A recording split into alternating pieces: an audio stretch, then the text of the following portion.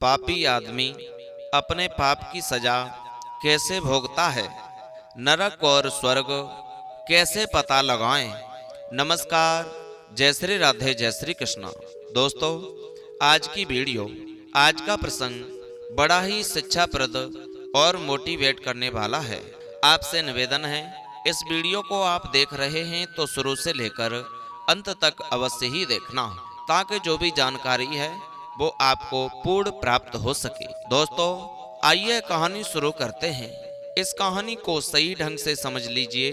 कोई इंसान जब स्वर्ग में जाता है तो कैसे पता लगेगा कि ये इंसान स्वर्ग को गया, और कैसे पता लगेगा कि कौन व्यक्ति नरक में गया। तो दोस्तों, पूर्व समय की बात है। एक समुद्रसेन नाम का राजा हुआ था। समुद्रसेन बड़ा ही क्रोधी और क्रूर शासक था। वह बुद्धि से भी कुछ मंद था। वह अपने अड़ियल स्वभाव के लिए जाना जाता था।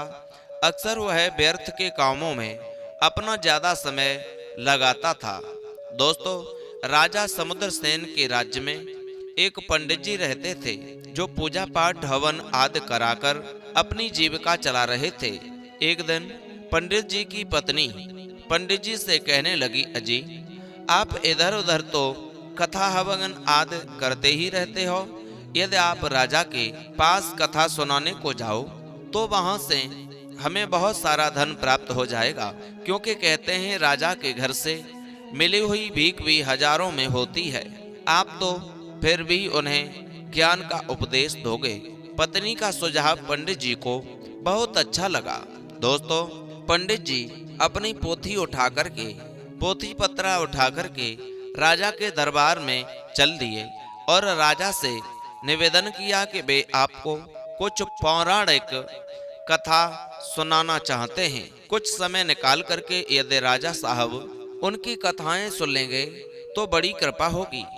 राजा भी उस समय कुछ खाली मूड में बैठा हुआ था। वह पंडित जी की कथा सुनने के लिए तैयार हो गया।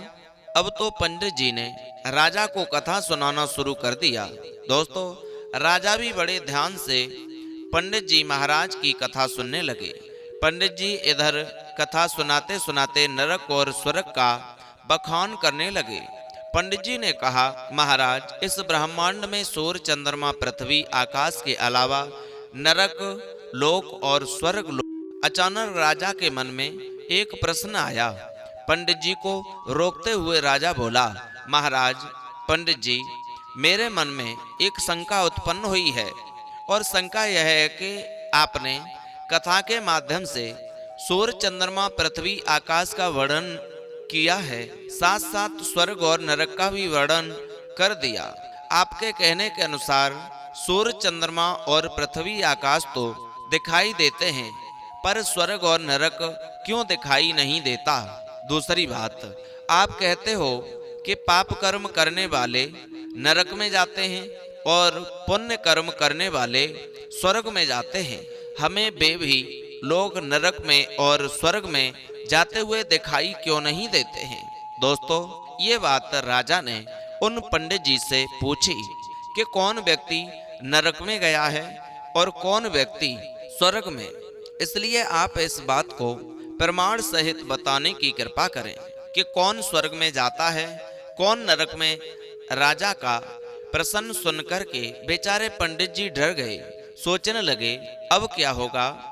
राजा यदि मेरे उत्तर से संतुष्ट नहीं हुआ तो मुझे दंड भी दे सकता है, क्योंकि वह पहले से ही क्रोधी स्वभाव का था। अब पंडित जी कथा सुनाना तो भूल गए। यही डर उनके दिमाग में चलने लगा। पंडित जी घबराते हुए बोले, महाराज, इस प्रश्न का उत्तर तो मैं दे दूंगा, मुझे कुछ समय दीजिए। मैं कुछ और ग्रंथों का अध्ययन करना चाहता हूँ। दोस्तों, राजा से कहा पंडित जी ने कि तभी मैं आपको प्रमाण सहित उत्तर बताऊंगा। राजा बोला, ठीक है, हम तुम्हें कुछ दिन की मोहलत देते हैं, लेकिन इस प्रश्न का उत्तर मुझे चाहिए जरूर, और वो भी एकदम प्रमाण सहित। पंडित जी बोले, ठीक है महाराज, मैं आपके प्रश्न का उत्तर जल्दी से जल्दी देने का प्रयास करूंगा। इतना कहकर पंडित जी अपनी पोथी बांध और वहां से निकलकर घर पहुंच गए। पंडित जी सोच विचार में डूब गए। उनके कुछ समझ में नहीं आ रहा था कि राजा को स्वर्ग नरक के बारे में प्रमाण सहित क्या बताऊं, कैसे बताऊं। उन्होंने कई ग्रंथों के पन्ने पलट डाले, पर कोई मन को संतुष्ट देने वाला उत्तर नहीं मिला। पंडित जी राजा के स्वभाव से भली भांति परिचित थे कि यदि उसे मैं ठीक तरह से नहीं समझा पाया तो वह मुझे उल्टा दंडित कर सकता है। इसी डर के मारे पंडित जी अपने घर को छोड़ करके दूसरे नगर में चले गए। धीरे धीरे 8 दिन बीत गए दोस्तों, पर पंडित जी राजा की शंका का समाधान करने के लिए नहीं पहुंचे। पर सनकी राजा के दिमाग में वही प्रश्न चल रहा था। बस प्रश्न का समाधान जानने के लिए बड़ा ही उतावला हो रहा था। जब पंडित जी लौटकर उसके पास नहीं पहुंचे तो राजा ने अपने मंत्री से कहा, मंत्री जी, मैंने उस दिन पंडित जी से एक प्रश्न पूछा था। पंडित जी ने मेरे प्रश्न का उत्तर बताने के लिए 1 हफ्ते का समय मांगा था। काफी दिन तो बीत गए पर पंडित जी अभी तक मेरे पास नहीं आए। तुम जाओ और उन्हें उनके घर से बुलाकर लेकर के आओ।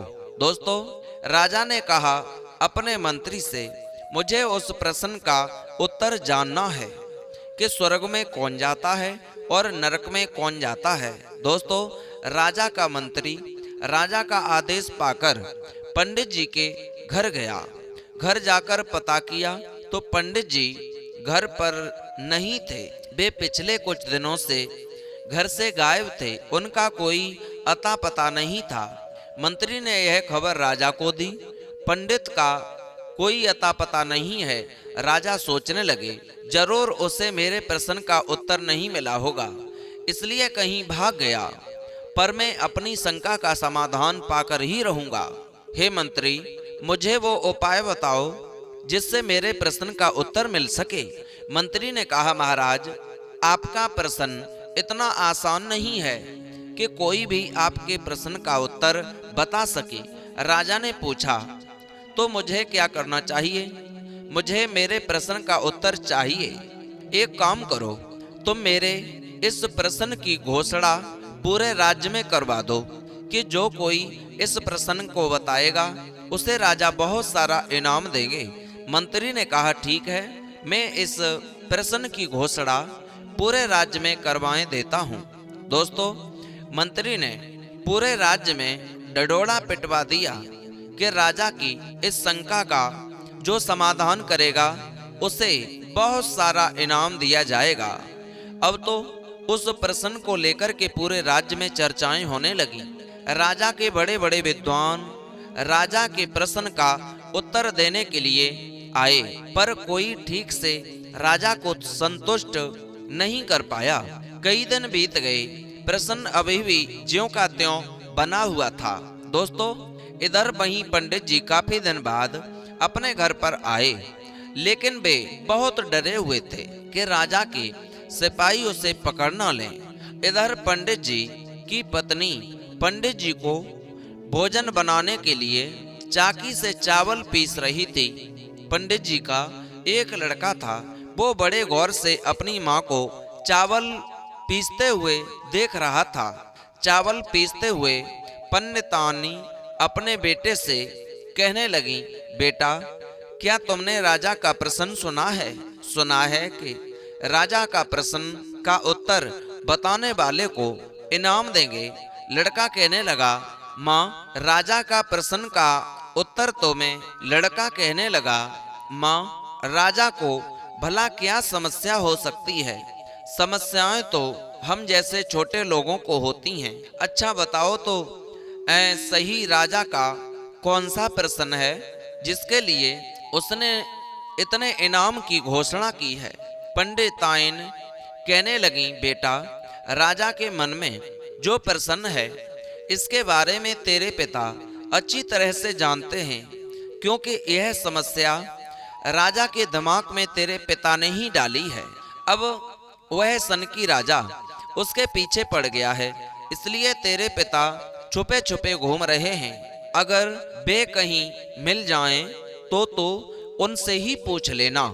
अब तो पंडित जी का लड़का दौड़ा दौड़ा अपने पिता के पास गया और पूछने लगा, पिताजी, राजा को तुमने कौन सा प्रश्न बताया है जो वो उसका उत्तर जानना चाहता है? पंडित जी बोले, क्या बताऊं बेटा, राजहट, स्त्री हट और बाल हट बड़े हटीली हट होते हैं।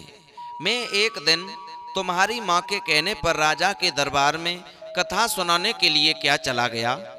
कथा सुनाते सुनाते मैं नरक और स्वर्ग के बारे में बताने लगा। नरक और स्वर्ग की बात सुनकर राजा के मन में एक शंका उत्पन्न हो गई। लड़के ने पूछा, कैसी शंका? पंडित जी बोले, बेटे, तुम भला उसके बारे में जानकर क्या करोगे? राजा के संदेश को समाप्त करना बच्चों का काम नहीं है। राजा के संदेह को समाप्त करना कोई बच्चों का काम नहीं है। तितलियों के पंख तोड़ने वाली बात नहीं है। दोस्तों, जब पंडित जी ने यह बात कही, फिर तो लड़के के मन में यह बात जानने की और भी अभिलाषा बढ़ चली। वह जिद करके पूछने लगा कि पिताजी, मुझे वह प्रश्न बताइए जिसका उत्तर राजा जानना चाहता है।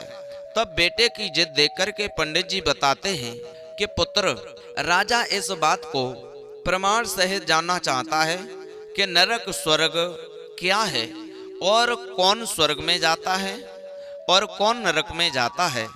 राजा इस बात को जानने के लिए बड़ा बेचैन है।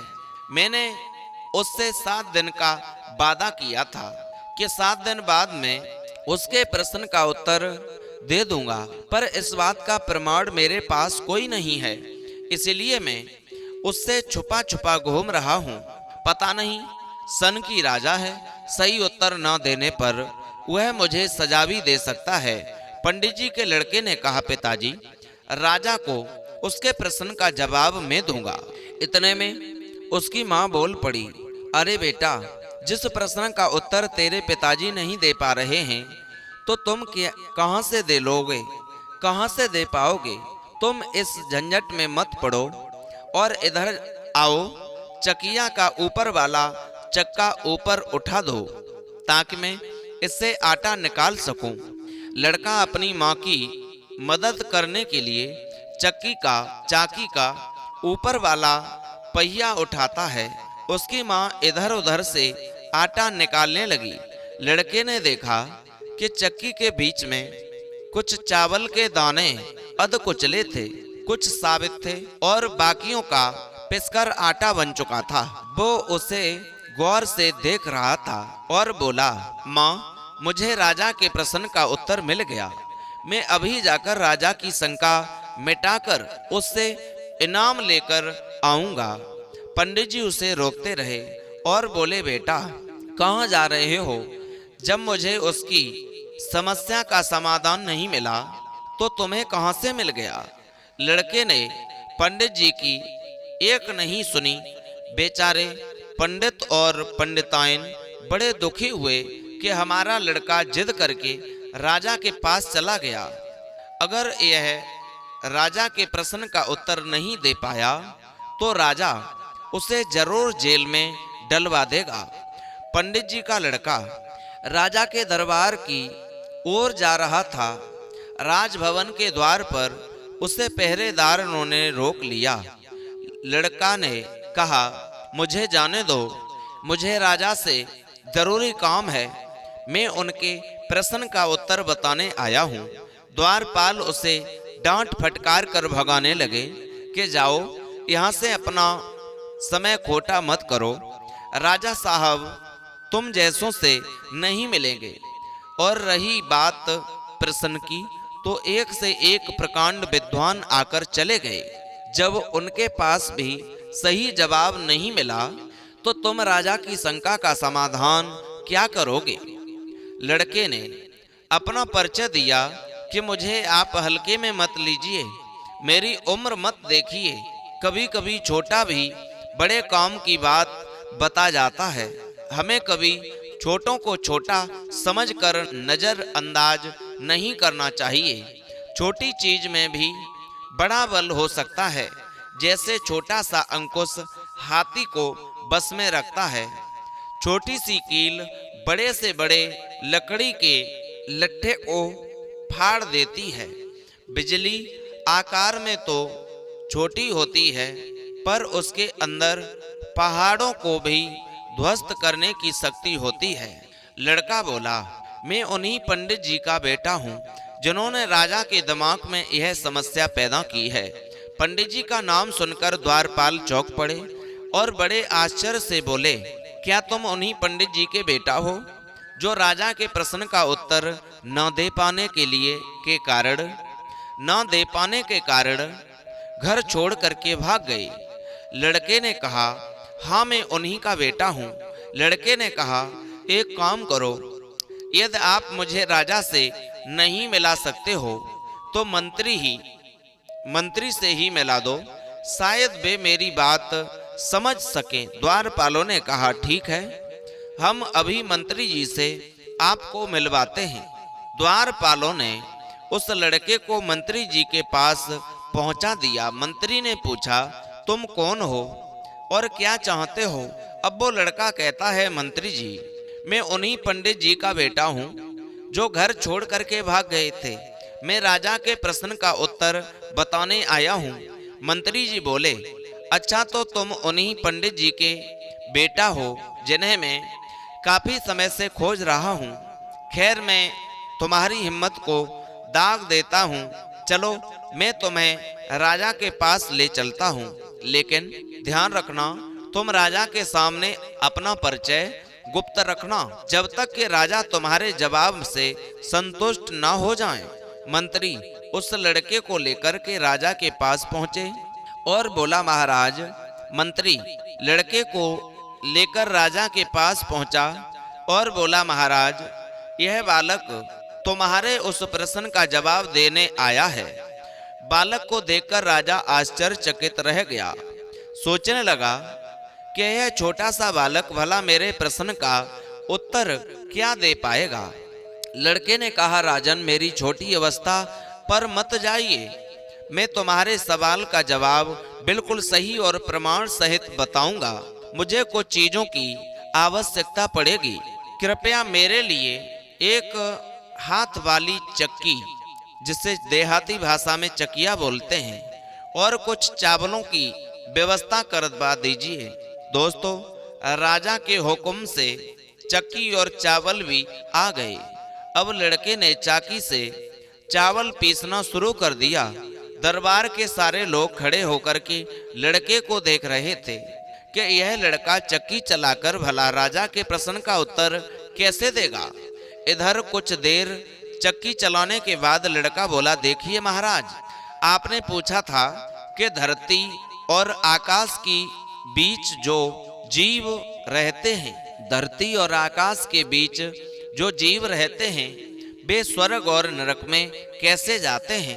राजा बोला, हाँ, मेरा यही प्रश्न था, आप उसे सिद्ध करके दिखाइए। लड़का बोला, तो महाराज, अब आप ध्यान से देखिए, चक्की का जो ऊपर वाला पत्थर है वो आकाश है, और जो नीचे वाला पत्थर है वो पृथ्वी है, जिस पर हम सब रहते हैं।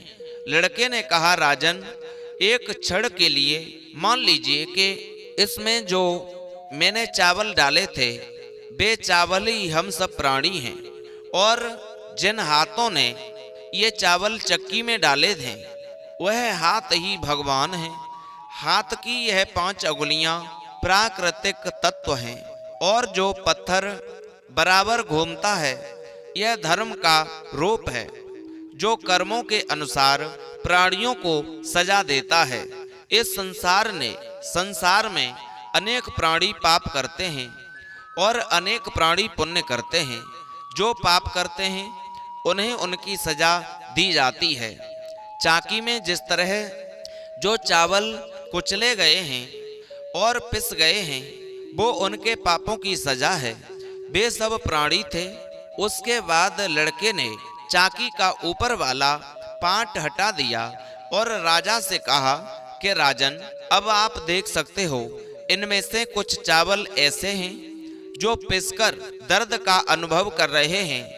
यह वही लोग हैं जिन्हें नरक मिलता है। इनमें से कुछ चावल कील के पास इकट्ठे हो गए हैं, जो धर्म रूपी कील के सहारे जाकर लगे हुए हैं। ये चावल बिल्कुल साबित हैं। ऐसे ही लोग स्वर्ग भोगते हैं जो अपने अच्छे कर्मों के कारण धर्म से जुड़े रहते हैं।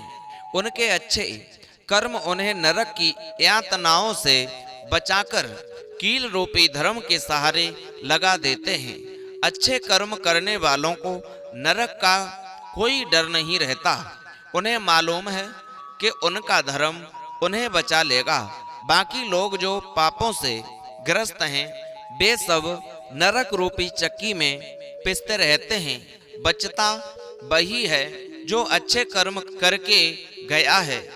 बालक के जवाब से राजा सहित सभी दरबारी बहुत संतुष्ट हुए। राजा ने बालक को बहुत इनाम दिया और इनाम दे करके विदा कर दिया। बालक ने अपना परिचय भी बता दिया था कि वो उसी पंडित का बेटा है जो आपके यहाँ आने से बच रहे थे। राजा ने पंडित को भी बुलाया, उसका भी खूब सम्मान किया। कहने लगे, बेटा तो आपका ही है जिसने बड़े सुंदर तरीके से मेरी शंका का समाधान किया है। दोस्तों, यह कहानी आपको कैसी लगी? उम्मीद है पसंद आई होगी। यदि अच्छी लगी है तो चैनल सब्सक्राइब करें, लाइक शेयर कमेंट करना न भूलें। फिर मिलते हैं ऐसे ही नए इंटरेस्टिंग टॉपिक के